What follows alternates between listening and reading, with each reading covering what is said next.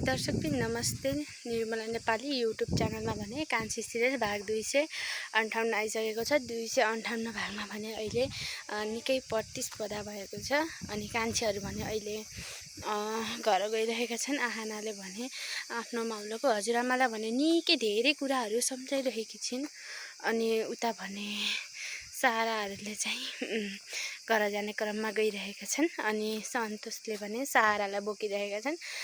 कान्छी र सन्तोष भने एकैछिन रेस्ट गरिरहेका छन् अनि त्यसैगरी आहाना र सहारा र सन्तोष भने तातै गर्ने भनेर सहाराले भने तातै गर्ने भनेर भने सन्तोषले लिएर गइरहेका छन् अनि त्यसैगरी उता घरमा भने सागरका आमाले भनेकी छिन् कि सासू सुधिसकी सासूको जेलमा गएर बुद्धि आइसक्यो भनेर भनिरहेकी छिन्। तर सासूको बुद्धिले तर राम्रो गरेको छैन, तर उनले त्यो कुरा भनेकी छिन् अनि गाउँका धेरै साथीहरूलाई पनि भनेकी छिन् जेलमा किन गएको भनेर सोध्दा चाहिँ अनि उनले भनेकी छिन् म आफै गएको भन्दै भनिरहेकी छिन्।